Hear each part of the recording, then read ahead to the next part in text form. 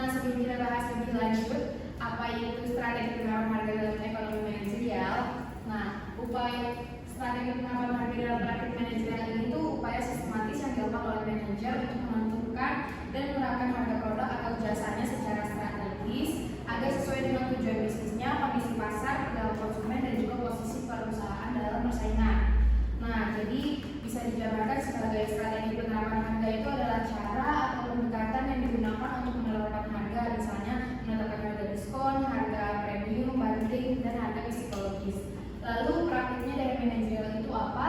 Nah, praktiknya dari manajerial itu adalah diterapkan secara nyata oleh manajer dalam pengambilan keputusan bisnis sehari-hari. Nah, harga merupakan elemen penting dalam memenangkan pasar. Karena ketika kita punya bisnis, pastinya kita harus menentukan harga sesuai kondisi pasar kita, bagaimana target pasar kita, dan lain sebagainya hal. Yang kedua, strategi harga tidak hanya soal angka, tapi keputusan yang strategis. Bagaimana cara harga yang kita tetapkan sebagai manajer itu cocok untuk diperjualbelikan di pasar kita. Lalu ekonomi manajerial itu membantu manajer menentukan harga secara rasional dan efisien. Selanjutnya itu ada strategi harga. Proses terstruktur dan strategis dalam menentukan harga. Lalu menjadi alat pemasaran satu-satunya yang menghasilkan pendapatan langsung dan harus mempertimbangkan persepsi nilai, biaya pasar, dan juga pesaing. Nah, strategi penerapan harga dalam praktik manajerial itu bagaimana manajer secara sadar dan terencana menetapkan harga sebagai bagian dari strategi bisnis dengan mempertimbangkan biayanya, nilai produknya, perilaku konsumen, dan dinamika pasarnya. Contohnya nih, seorang manajer memutuskan menggunakan strategi harga penetrasi saat meluncurkan produk baru agar cepat diterima pasar. Itulah praktik manajerial dari strategi harga. Selanjutnya ada jenis-jenis strategi harga. Yang pertama ada cost based pricing, yaitu harga sama dengan biaya ditambah marginnya.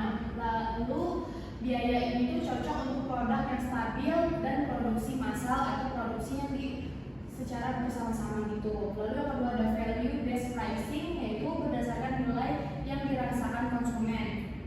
Jadi berdasarkan konsumen juga. Nah, umumnya value based pricing ini pada produk premium dan juga bermerek.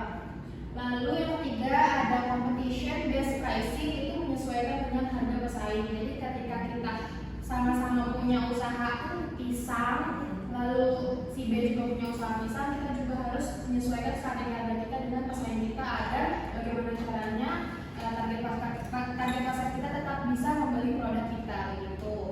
Lalu yang selanjutnya itu yang keempat adalah penetration pricing, itu adalah harga rendah untuk memasuki pasar baru. Jadi biasanya kalau misalnya kita punya produk-produk baru ini, kita pasti menunjukkan harga-harga murah untuk menarik para konsumen agar bisa membeli produk kita, gitu kan. Lalu yang kelima itu ada price timing, yaitu harga tinggi di awal kemudian turun dengan bertahap.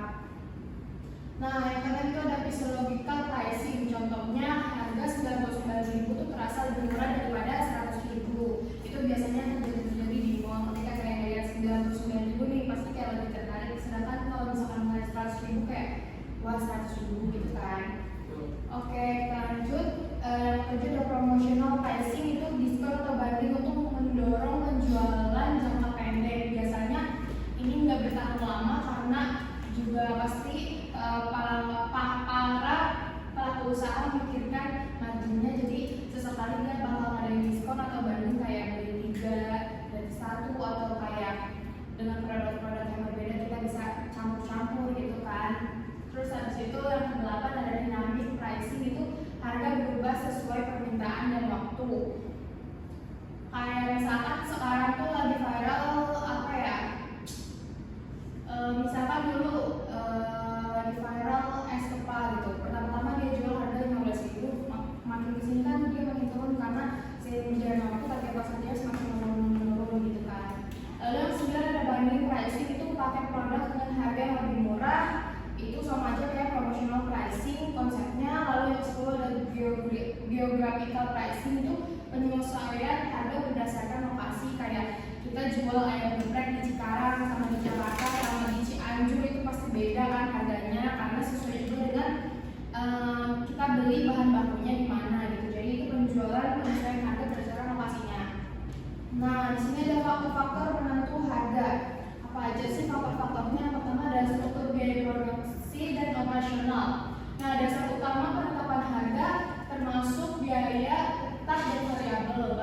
perilaku, tenaga kerja, dan distribusi. Itu faktornya. Terus menentukan titik impact dan margin keuntungan. Lalu yang kedua ada tujuan dan strategi perusahaan. Nah, contohnya ini memaksimalkan laba, terus peningkatan penjualan, penetrasi pasar, dan membangun citra merek. Terus harga disesuaikan dengan tujuan jangka pendek atau jangka panjang. Yang ketiga ada permintaan konsumen dan persepsi nilai. Nah, harganya harus mencerminkan nilai produk di mata konsumen. Lalu produk dengan permintaan inelastis bisa diberi harga tinggi, dan penting memahami psikologi dan perilaku konsumen. Nah, yang keempat faktor penentu harga itu ada analisis dan respon terhadap pesaing, yaitu menyesuaikan harga dengan strategi pesaing. Terus competitive pricing penting di pasar oligopoli dan monopolistik, lalu bisa jadi alat untuk menghindari perang harga. Yang kelima ada segmentasi dan target pasar. Harga disesuaikan dengan daya beli dan ekspektasi tiap segmen. Contohnya segmen premium itu dikasih harga tinggi, segmen massal dikasih harga yang kompetitif. Yang keenam ada siklus hidup produk life cycle. Yang pertama ada tahap pengenalan, price tuning atau penetration pricing. Lalu pas tahap pertumbuhan dan dewasa dikasih harga stabil, lalu dikasih promosi, lalu pada tahap penurunan dikasih diskon besar atau bundling. Selanjutnya yang ketujuh faktor penentu harga itu ada kondisi dan struktur pasar. Persaingan sempurna itu harga pasti mengikuti pasar. Lalu monopoli itu perusahaan punya kontrol penuh tapi tetap ada batas sosial dan juga regulasi. Lalu ada oligopoli, strategi harga sangat sensitif terhadap reaksi pesaing. Nah, yang kedelapan ada regulasi dan kebijakan pemerintah. Nah, ini tuh terkait pajak, subsidi, batas harga atau ceiling atau floor. Harga harus sesuai dengan regulasi sektor tertentu karena energi, kesehatan, dan lain-lain. Yang sembilan ada perubahan teknologi dan inovasi.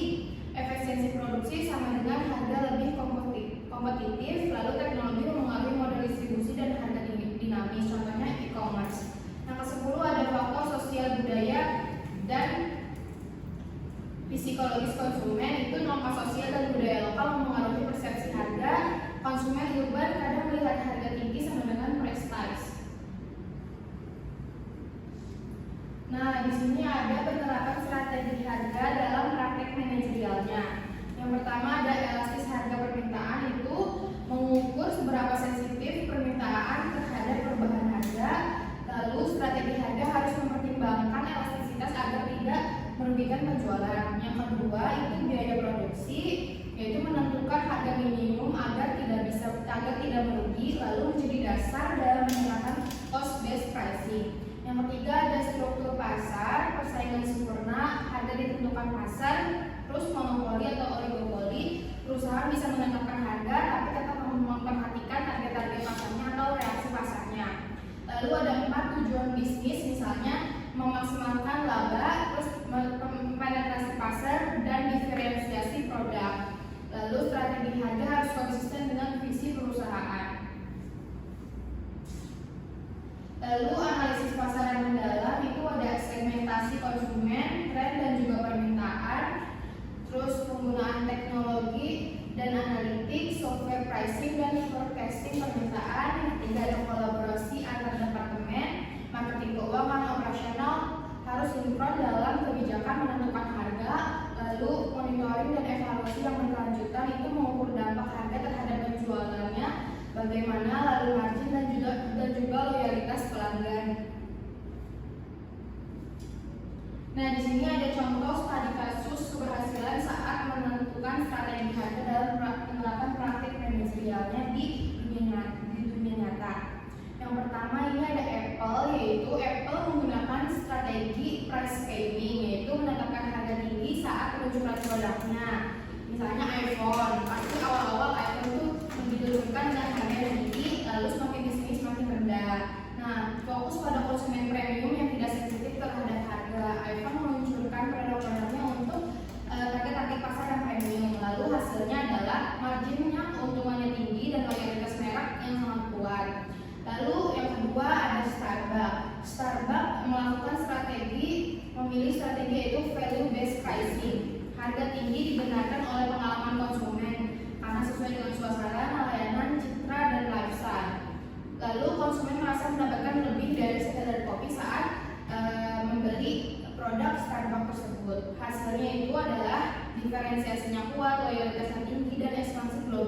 yang sukses. Yang ketiga ada contoh keberhasilan strategi harga pada perusahaan Toyota.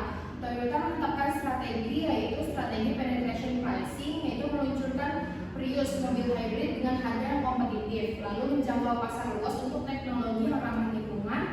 Lalu hasil yang didapatkan oleh perusahaan Toyota adalah penguasaan pasar hybrid global dan citra ramah lingkungan. Selanjutnya di sini ada studi kasus dengan kegagalan strategi harga. Ketika menentukan strategi harga mereka gagal, yaitu yang pertama adalah drop out. Dia diskon berlebihan tanpa nilai jangka panjang.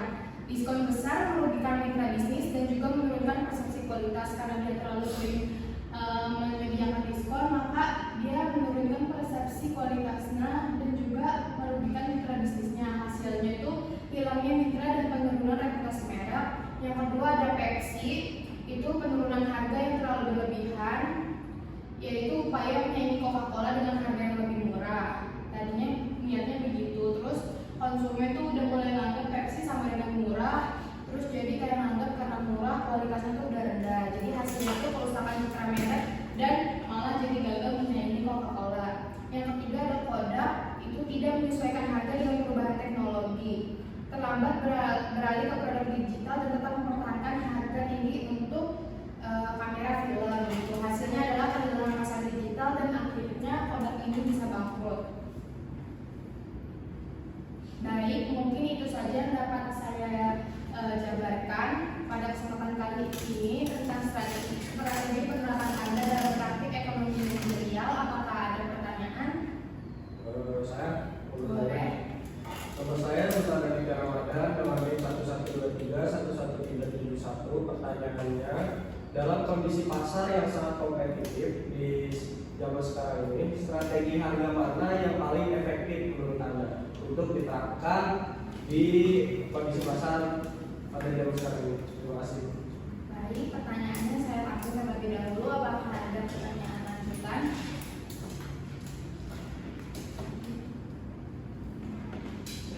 Boleh. Perkenalkan, nama saya Muhammad Fatih Rehan, nomornya 1123-10958. Jadi pertanyaan saya, jika Anda adalah manajer pemasaran di perusahaan startup teknologi, strategi harga apa yang akan Anda pilih saat meluncurkan produk baru dan mengapa?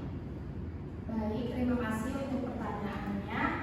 Langsung saja saya akan menjawab pertanyaan yang pertama dari Sultan Amelia. Jawaban menurut saya adalah dalam pasar yang kompetitif, strategi harga berbasis nilai atau base pricing itu paling efektif jika produk memiliki keunggulan atau diferensiasi. Karena apa? Karena konsumen bersedia membayar lebih untuk nilai yang dirasakan. Namun jika produk bersifat standar dan pesaing banyak, strategi harga competition based pricing lebih tepat untuk menjaga posisi di pasar dan menarik pelanggan yang sensitif terhadap harga. Strategi terbaik tetap disesuaikan dengan kondisi pasarnya, segmen konsumennya, dan juga tujuan bisnisnya. Gimana, Adit? Baik, cukup. Terima kasih. Sama-sama. Baik, selanjutnya saya akan menjawab pertanyaan dari Pak Atir, yaitu menurut saya, jika saya adalah seorang manajer pemasaran di startup teknologi, saya akan memilih strategi penetration pricing untuk meluncurkan produk baru, karena strategi ini menetapkan harga awal yang rendah untuk menarik perhatian pasar, lalu membangun basis pengguna dengan cepat dan menciptakan awareness. Alasannya itu karena startup itu butuh cepat agar dikenal dan bersaing dengan pemain lama. Lalu yang alasan kedua saya adalah konsumen tuh cenderung tertarik mencoba produk baru jika harganya itu rendah. Lalu yang ketiga adalah setelah mendapatkan pelanggan dan membangun kepercayaan, harga bisa dinaikkan secara bertahap atau ditawarkan fitur premium model. Nah, strategi itu cocok untuk produk digital atau teknologi yang bersifat skala label dan memiliki potensi pertumbuhan pengguna yang besar. Baik, oke. Di sini saya akan memberikan kesimpulan tentang materi yang saya sudah sampaikan. Kesimpulannya adalah strategi penetapan harga adalah alat penting dalam manajemen bisnis yang berfungsi tidak hanya untuk menghasilkan keuntungan saja, tetapi juga membentuk citra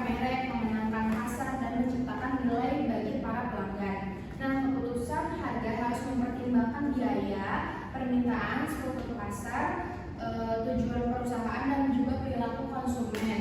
Tidak ada satu strategi yang cocok untuk semua situasi. Kombinasi teori ekonomi manajerial dan pemahaman pasar sangat krusial. Lalu contohnya perusahaan sukses seperti Apple dan Toyota yang sudah saya jabarkan